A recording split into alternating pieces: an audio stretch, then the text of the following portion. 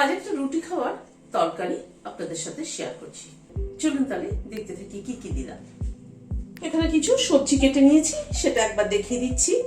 খানিকটা ফুলকপি ছোট ছোট করে কেটে নিয়েছি, সব তরকারি কিন্তু একটু ছোট ছোট করে কেটে নিতে হবে। গাজরও এরকম ছোট ছোট করে কেটে নিয়েছি। এখানে বিনস 7-8টা বিনস কেটে নিয়েছি ছোট ছোট করে। একটা আলুকে এরকম ছোট ছোট করে কেটে নিয়েছি। আর এখানে একটা বিটকে এরকম ঠিক একইভাবে ডুমো ডুমো করে ছোট ছোট করে কেটে নিয়েছি।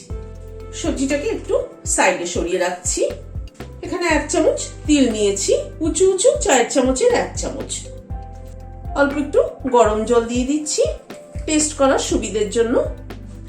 তিলটাকে পেস্ট করে নেব, সাথে একটা কাঁচা লঙ্কা দেব। কড়াইতে সাদা তেল দিচ্ছি।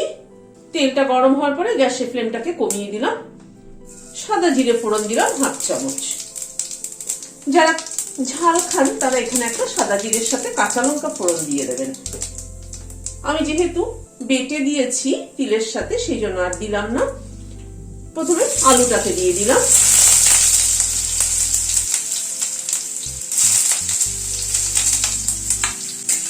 আলুটাকে একটু নাড়াচাড়া করে নিচ্ছি। প্রথমে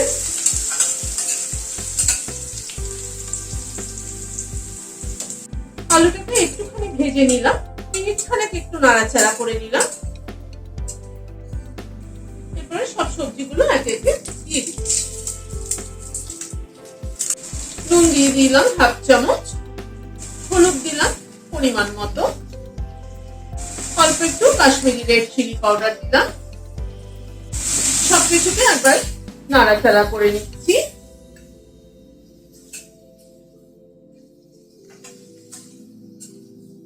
শীতের সবজি দিয়ে কিন্তু নানান রকম তরকারি হয়।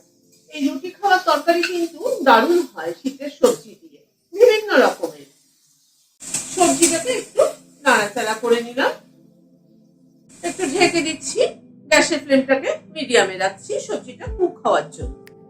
7-8 মিনিট মতো ঢাকা ছিল, ঢাকাটা খুললাম। মাঝে আমি নেড়ে দিয়েছি।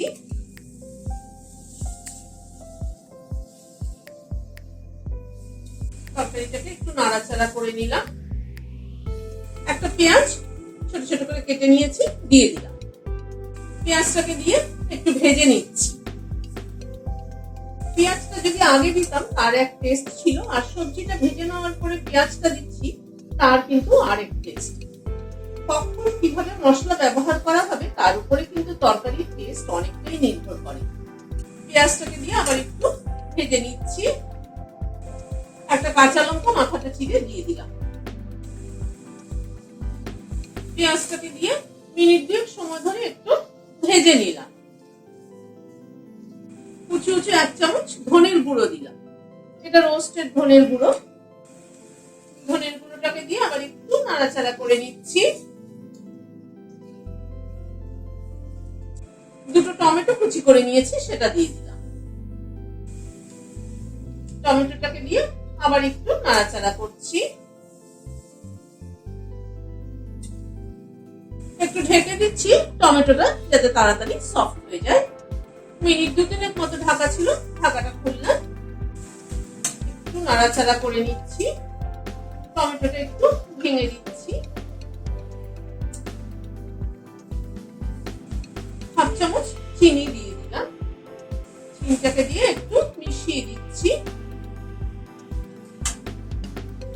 তিল বাটাটা দিয়ে দিচ্ছি।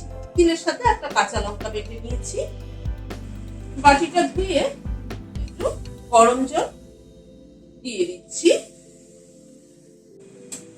সবকিছুকে একবার একটু মিশিয়ে দিচ্ছি।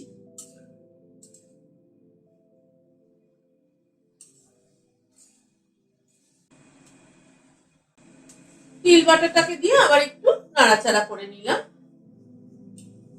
লাস্টে খানিকটা স্প্রিং অনিয়ন ছড়িয়ে দিলাম। স্প্রিং অনিয়নটা দিয়ে আবার একটু মিশিয়ে দিচ্ছি। রুটি পরোটার তরকারি কিন্তু দেখবেন এরকম একটুখানি মাখো মাখো না হলে ভালো লাগে না খেতে। স্প্রিং অনিয়নটা দিয়ে একটু নাড়াচাড়া করে নিয়ে গ্যাসের ফ্লেমটাকে বন্ধ করে দিচ্ছি। এবার সার্ভ করে দিচ্ছি। গরম গরম পরোটার সাথে সার্ভ করে দিচ্ছি। ভিডিওটা যদি ভালো লেগে থাকে তাহলে একটা লাইক এবং সাবস্ক্রাইব করার অনুরোধ রইল। আজ তাহলে এখানে শেষ করছি। নমস্কার।